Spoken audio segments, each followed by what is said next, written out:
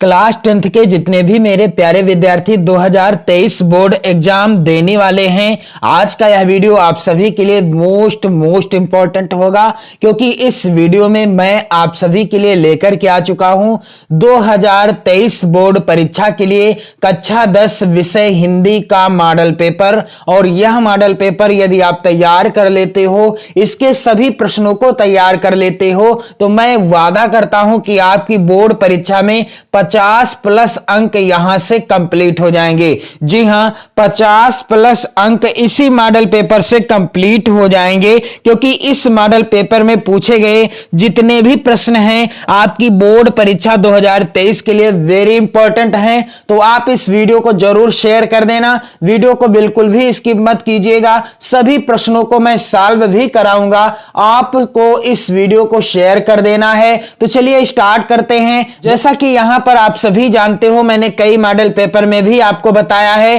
कि समय मिलेगा आपको 3 घंटे 15 मिनट का, पेपर का पूर्णांक होगा 70 अंकों का। और यहां पर आप देख सकते हैं कुछ सामान्य से नोट या निर्देश लिखे हैं। पहला है, प्रारंभ के 15 मिनट परीक्षार्थियों को प्रश्न पत्र पढ़ने के लिए निर्धारित हैं। दूसरा निर्देश है, प्रश्न पत्र 2 खंडों में विभाजित है, खंड आ एवं खंड बा। आपका पेपर हिंदी विषय का 2 खंडों में विभाजित होगा, खंड आ और खंड बा में। खंड आ में 20 अंक के बहुविकल्पी प्रश्न दिए गए हैं, जिनका उत्तर OMR शीट में दिया जाना है। खंड आ के अंतर्गत कितने 20 अंक के यानी 20 प्रश्न आएंगे। कितने आप सभी को मैं बता दूं कि 20 प्रश्न आएंगे बहुविकल्पी। प्रत्येक प्रश्न होगा 1 अंक का, यानी 20 नंबर आपके बहुविकल्पी से मिल जाएंगे। और इनका आंसर आपको कहां पर फिल करना होगा, OMR शीट आपको मिलेगी, उसी में इस तरह के जो 20 प्रश्न आएंगे उनके आंसर फिल करने होंगे। जैसे कि मैंने आप सभी को बताया है कि प्रत्येक विषय में अब की बार 20 बहुविकल्पी प्रश्न आएंगे और इनका आंसर आपको OMR शीट में फिल करना होगा। अगला निर्देश है, खंड बा में 50 अंक के, कितने अंक के 50 अंक के वर्णनात्मक प्रश्न दिए गए हैं। अगला है, प्रत्येक प्रश्न के सम्मुख निर्धारित अंक अंकित हैं।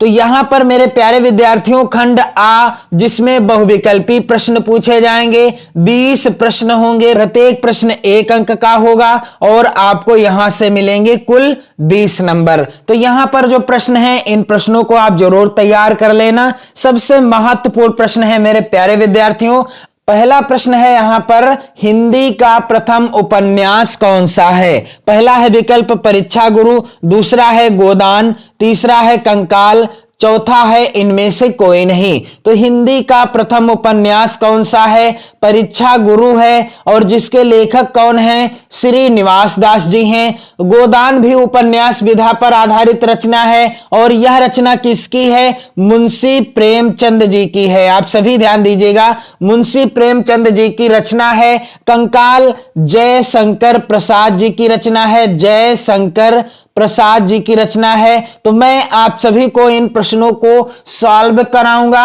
और साथ ही साथ इनसे रिलेटेड जो अन्य प्रश्न बन सकते हैं आपकी बोर्ड परीक्षा 2023 में, सभी से रिलेटेड जो महत्वपूर्ण बिंदु हैं उनको भी साझा करूंगा। तो आप वीडियो को बिल्कुल भी स्किप मत कीजिएगा, शेयर जरूर कर दीजिएगा अपने सभी प्यारे मित्रों में। अगला प्रश्न है, हिंदी की प्रथम कहानी कौन सी है।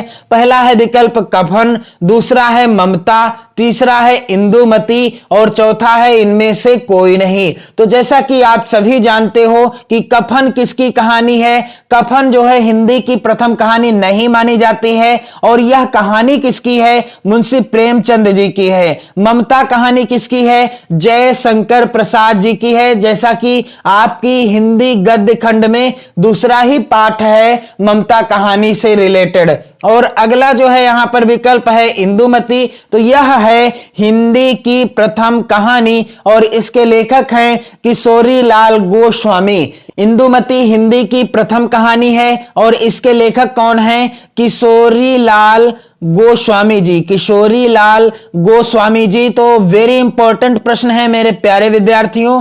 अगला प्रश्न यहां पर है, निम्न में से कौन सी शुक्ल युग की पत्रिका है? पहला है यहां पर हंस, दूसरा है चांद, तीसरा है विशाल भारत और चौथा विकल्प है छाया। तो हंस पत्रिका शुक्ल युग की पत्रिका है और इसके संपादक थे मुंशी प्रेमचंद जी। आप सभी ध्यान दीजिएगा, मुंशी प्रेमचंद जी ने इस पत्रिका का संपादन किया था। अगला है प्रश्न, एकांकी सम्राट कहा जाता है, किसे कहा जाता है? पहला विकल्प है सेठ गोविंद दास को, दूसरा है हरि कृष्ण प्रेमी को, तीसरा है राम कुमार वर्मा को और चौथा है मोहन राकेश। तो एकांकी सम्राट किसे कहा जाता है? राम कुमार वर्मा जी को कहा जाता है। इनकी प्रसिद्ध एकांकी का नाम क्या है? दीपदान। यदि प्रश्न आ जाए दीपदान किसकी रचना है, तो यह राम कुमार वर्मा जी की रचना है, एकांकी विधा पर आधारित रचना है। अगला प्रश्न है, नागरी प्रचारणी सभा के संस्थापक कौन थे? पहला है विकल्प मदन मोहन मालवीय, दूसरा है रामचंद्र शुक्ल, तीसरा है पुरुषोत्तम दास टंडन और चौथा है श्याम सुंदर दास। तो नागरी प्रचारणी सभा के संस्थापक कौन थे? श्याम सुंदर दास जी थे। यहां पर चौथा विकल्प सही हो जाएगा। प्रश्न संख्या 6 है यहां पर मेरे प्यारे बच्चों, आनंद कादम्बिनी के संस्थापक थे, कौन थे? पहला है विकल्प प्रताप नारायण मिश्र, दूसरा है बालकृष्ण भट्ट, तीसरा विकल्प है राधा चरण गोस्वामी और चौथा है बद्री नारायण चौधरी प्रेम घन। तो इस प्रश्न का सही उत्तर क्या हो जाएगा कि आनंद कादम्बिनी के संस्थापक कौन थे? बद्री नारायण चौधरी प्रेम घन जी थे। प्रश्न संख्या 7 है यहां पर, सरस्वती पत्रिका के संपादक थे। यहां पर पहला विकल्प दिया गया है रामचंद्र शुक्ल, दूसरा है महावीर प्रसाद द्विवेदी, तीसरा है बालकृष्ण भट्ट और चौथा है श्याम सुंदर दास। तो सरस्वती पत्रिका के संपादक कौन थे? इसका राइट आंसर हो जाएगा महावीर प्रसाद द्विवेदी जी। और इन्होंने कब 1903 ईस्वी में सरस्वती पत्रिका का संपादन कार्य संभाला था। अगला प्रश्न है यहां पर, निम्नलिखित कथनों में से कोई एक कथन सही है, उसे पहचान कर लिखिए। पहला है कथन यहां पर मेरे प्यारे विद्यार्थियों, ध्रुव स्वामिनी नाटक के लेखक डॉक्टर राम कुमार वर्मा जी हैं। यहां पर दूसरा कथन है, क्या भूलूं क्या याद करूं उपन्यास विधा की रचना है। तो ये दोनों कथन गलत हैं। तीसरा है, गोदान के लेखक मुंशी प्रेमचंद जी हैं। यहां पर यह तीसरा कथन सही है। चौथा कथन है, मित्रता निबंध के लेखक डॉक्टर श्याम सुंदर दास जी हैं। तो यह भी गलत है। अगला प्रश्न है यहां पर, शोक विकल सब रोवहि रानी रूप रास बल तेज बखानी में कौन सा रस है? हास्य रस है, करुण रस है, धीर रस है या फिर शांत रस है? तो यहां पर कौन सा रस है? शोक विकल। और जब आप करुण रस की परिभाषा याद करते हैं तो आपने देखा होगा, मैंने बताया भी है आपको कि करुण रस का स्थायी भाव क्या है? शोक है। और यहां पर उदाहरण में पहला शब्द क्या है? शोक है। तो शोक विकल सब रोवहि रानी। और रोते कब है लोग? जब दुख होता है। तो जब दुख होता है वहां क्या होता है? करुण रस होता है। राइट आंसर हो जाएगा करुण रस। दिए गए उदाहरण में कौन सा रस है मेरे प्यारे विद्यार्थियों? करुण रस है। और आप सभी इन प्रश्नों का आंसर कमेंट करके बताते जाएं। अगला प्रश्न है, जो सुमिरत सिद्धि होए गणनायक करिवर बदन के दोनों चरणों में कितनी मात्राएं हैं? तो चलिए गणना कर लेते हैं। यहां पर 2 मात्राएं हैं, यहां पर 1 2 3 4 और यहां पर 1 1, यहां पर 2 हैं और यहां पर 1 है। तो यहां पर गिन लेते हैं। इसे कहते हैं गुरु। इसे क्या कहते हैं? गुरु कहते हैं। इसे कहते हैं लघु। इसकी 1 मात्रा गिनी जाती है। तो यहां पर 2 3 4 5 6 7 8 और 3 11 हो गई मात्राएं। दूसरा चरण है गणनायक करिवर बदन। तो यहां पर 1 2, यहां पर 2 हो जाएंगी, 1 2, यहां पर 1 2 3 4 और यहां पर 1 2 3। तो यहां पर कितनी मात्राएं हो गई? तो 1 2 और 2 4 5 6 7 8 9 10 और 3 13 मात्राएं हो गई। तो 11 और 13 कितनी मात्राएं हो गई? 11 और 13 मात्राएं हो गई। यहां पर 24 मात्राएं। तो राइट आंसर कौन सा है? विकल्प यहां पर 12, 16 या 30 या फिर 24। तो यहां पर राइट आंसर है 24 मात्राएं। और यह उदाहरण है सोरठा छंद का।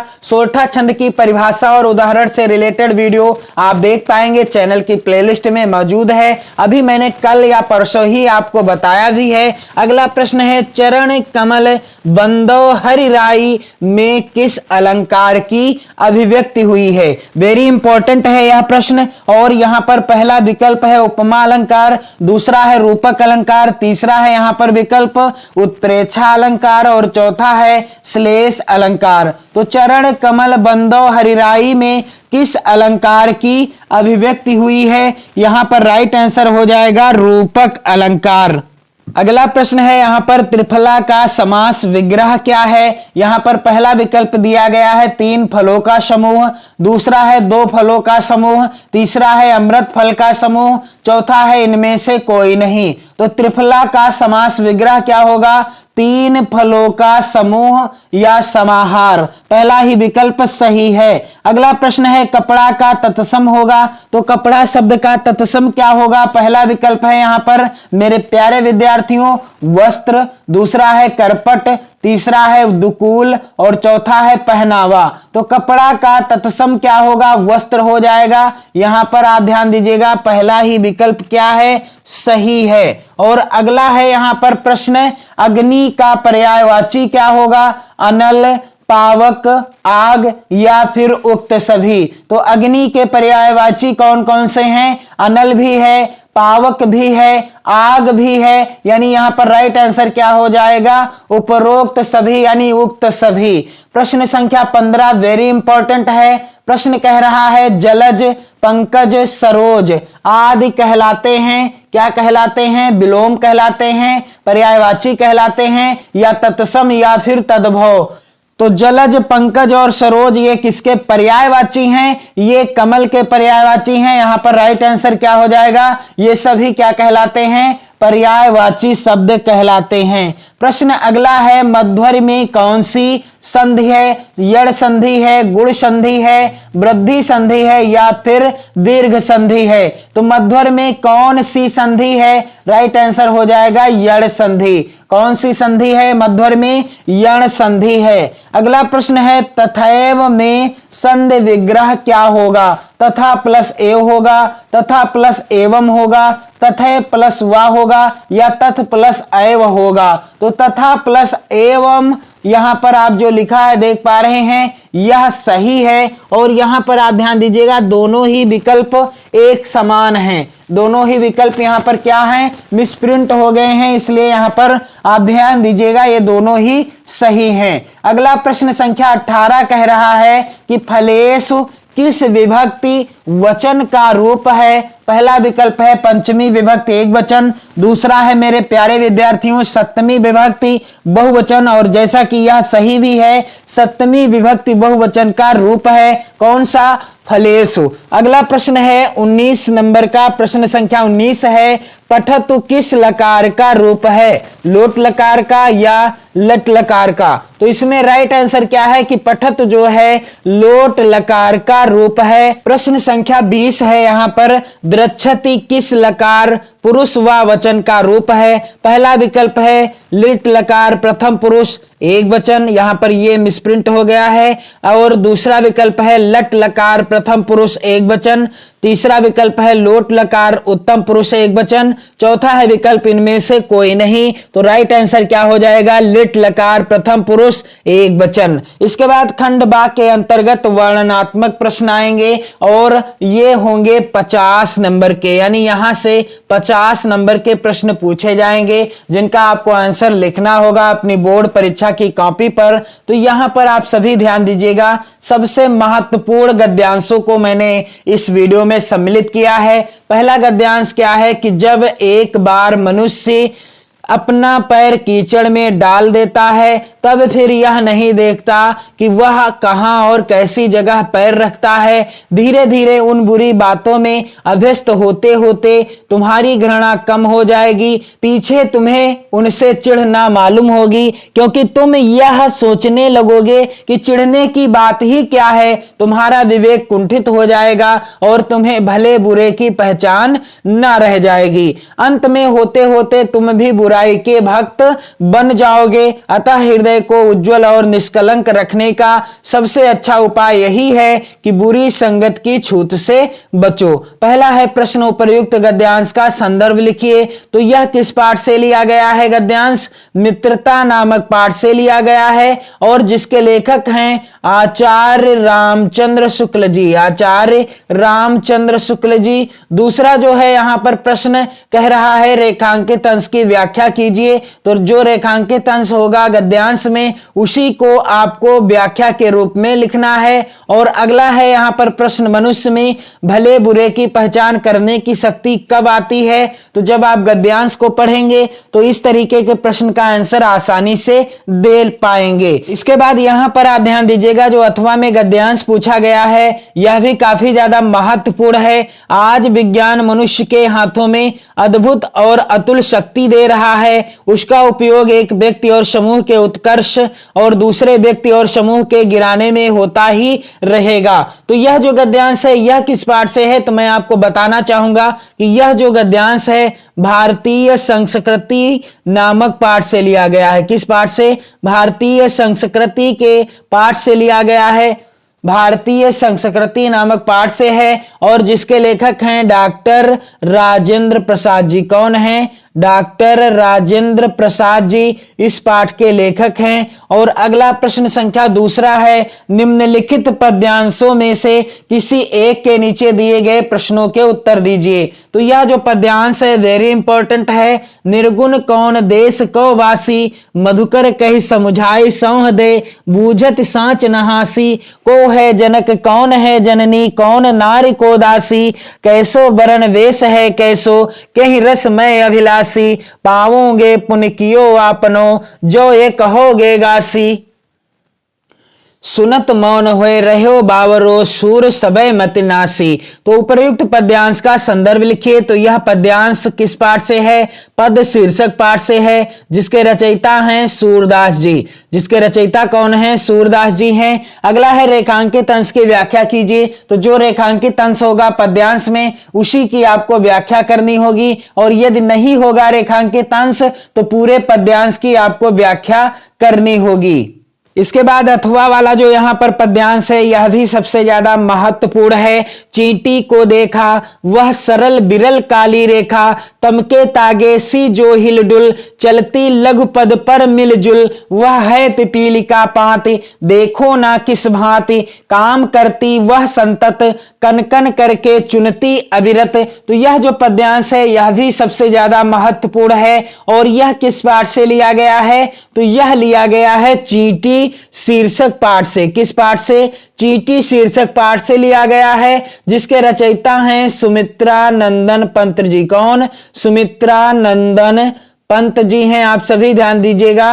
अगला है प्रश्न संख्या 3, जो कि इस प्रकार से पूछा जाएगा आपकी बोर्ड परीक्षा में, निम्नलिखित संस्कृत गद्यांशों में से किसी एक का संदर्भ सहित हिंदी में अनुवाद कीजिए। तो यह जो यहां पर संस्कृत का गद्यांश है सबसे ज्यादा महत्वपूर्ण है और यह किस पाठ से है? भारतीय संस्कृति पाठ से ही लिया गया है। अगला है यहां पर जो गद्यांश, नागरिका बहुकालम यावत अचिंतयत परम प्रहेलिकाया उत्तरम दातु समर्था ना भवत। तो यह जो गद्यांश है यह किस पाठ से है? यह गद्यांश है मेरे प्यारे विद्यार्थियों प्रबुद्धो ग्रामीणा शीर्षक पाठ से। कौन से पाठ से है? प्रबुद्धो ग्रामीणा शीर्षक पाठ से। अगला प्रश्न है यहां पर, निम्नलिखित संस्कृत पद्यांशों में से किसी एक का संदर्भ सहित हिंदी में अनुवाद कीजिए। 2 आएंगे संस्कृत के पद्यांश, आपको किसी एक का संदर्भ और हिंदी में अनुवाद करना होगा, जिसके लिए अब आपको मिलेंगे 5 नंबर। कितने? 5 नंबर मिलेंगे। प्रश्न संख्या 5 यहाँ पर है, निम्नलिखित प्रश्नों में से स्वपठित खंड काव्य के आधार पर किसी एक का उत्तर लिखिए। तो जो खंड काव्य आपके जिले के लिए निर्धारित है, आपको अपने जिले के अनुसार उसी खंड काव्य के किसी एक प्रश्न का उत्तर देना होगा। जैसा कि यहाँ पर आप देख पा रहे हैं, अग्र पूजा खंड काव्य की कथा वस्तु संक्षेप में अपने शब्दों में लिखिए। और यहां पर दूसरा प्रश्न है, अग्र पूजा खंड काव्य के प्रधान पात्र का चरित्रांकन कीजिए। प्रत्येक खंड काव्य से 2 प्रश्न आएंगे, आपको किसी एक प्रश्न का उत्तर देना होगा, जिसके लिए अब की बार आपको 3 नंबर मिलेंगे 2023 बोर्ड परीक्षा में। और यहां पर आप सभी ध्यान दीजिएगा, प्रत्येक खंड काव्य से 2-2 प्रश्न आए हुए हैं। और यहां पर आप देख सकते हो मेरे प्यारे विद्यार्थियों, प्रत्येक खंड काव्य से 2-2 प्रश्न आए हुए हैं, जितने भी खंड काव्य हैं आपके सिलेबस में। और इसके बाद प्रश्न संख्या 6 आएगा, निम्नलिखित लेखकों में से किसी एक लेखक का जीवन परिचय दीजिए एवं उनकी रचना का नाम लिखिए। तो यहां पर आप ध्यान दीजिएगा, मैंने राजेंद्र प्रसाद जी का जीवन परिचय भी लिखाया है, आचार्य रामचंद्र शुक्ल जी का भी जीवन परिचय पढ़ाया हुआ है, आपको वीडियो मिल जाएगी और दोनों ही महत्वपूर्ण हैं। आपको किसी एक का जीवन परिचय लिखना होगा। और आप सभी ध्यान दीजिएगा कि इस बार जीवन परिचय से रिलेटेड प्रश्न आएगा 5 नंबर का। इसके बाद 6 खा के अंतर्गत प्रश्न है कि निम्नलिखित कवियों में से किसी एक कवि का जीवन परिचय दीजिए एवं उनकी एक रचना का उल्लेख कीजिए। सूरदास, माखनलाल चतुर्वेदी और बिहारी लाल तीनों ही महत्वपूर्ण कवि हैं। इसके बाद प्रश्न संख्या 7 कह रहा है, अपनी पाठ्य पुस्तक से कंठस्थ किया हुआ कोई एक श्लोक लिखिए जो इस प्रश्न पत्र में ना आया हो। तो मैंने प्रत्येक वीडियो में आप सभी को बताया है कि इस बार आप 3 श्लोक जरूर तैयार कर लेना 2023 बोर्ड परीक्षा के लिए, क्योंकि अब की बार 2 पद्यांश आएंगे और जो आपने याद किए हैं श्लोक के रूप में और वही पूछे गए हैं बोर्ड परीक्षा में, तो आप क्या करोगे? तो इसलिए आपको 3 श्लोक जरूर तैयार कर लेना है। इसके बाद प्रश्न संख्या 8 है, यहां पर निम्नलिखित प्रश्नों में से किन्हीं 2 प्रश्नों के उत्तर संस्कृत में दीजिए। तो संस्कृत के 4 प्रश्न आएंगे, आपको किन्हीं 2 प्रश्नों का उत्तर संस्कृत में देना होगा, जिसके लिए अब आपको 4 नंबर यहां से मिलेंगे। सबसे मोस्ट इंपॉर्टेंट चीज है निबंध, और निबंध आएगा इस वर्ष 9 नंबर का। कितने नंबर का? 9 नंबर का आएगा। निम्नलिखित विषयों में से किसी एक विषय पर निबंध लिखिए। और यहां पर जो विषय हैं, इन विषयों पर निबंध आप जरूर तैयार कर लेना, वेरी इंपॉर्टेंट विषय हैं। पहला है परहित सरिस धर्म नहीं भाई, दूसरा है विद्यार्थी जीवन और अनुशासन, तीसरा है प्रदूषण की समस्या और समाधान, चौथा है राष्ट्रीय एकता, 5वां है पुस्तकालय की उपयोगिता। तो इन सभी पर जो महत्वपूर्ण है, जैसे कि यहाँ पर परहित सरिस धर्म नहीं भाई, यह महत्वपूर्ण है। दूसरा है यहाँ पर प्रदूषण की समस्या और समाधान, इसे भी आप तैयार कर लेना। तो उम्मीद करता हूं कि आपको वीडियो काफी ज्यादा पसंद आया होगा, और यदि आप इस मॉडल पेपर के प्रश्नों को तैयार कर लेते हो तो आप 15 यानी 50 प्लस अंक कंप्लीट कर लोगे 2023 बोर्ड परीक्षा के लिए। वीडियो को शेयर ना करें हो तो शेयर जरूर कर देना, और 2023 बोर्ड परीक्षा के लिए जरूर जुड़े रहना। पढ़ते रहिए, मस्त रहिए। जय हिंद।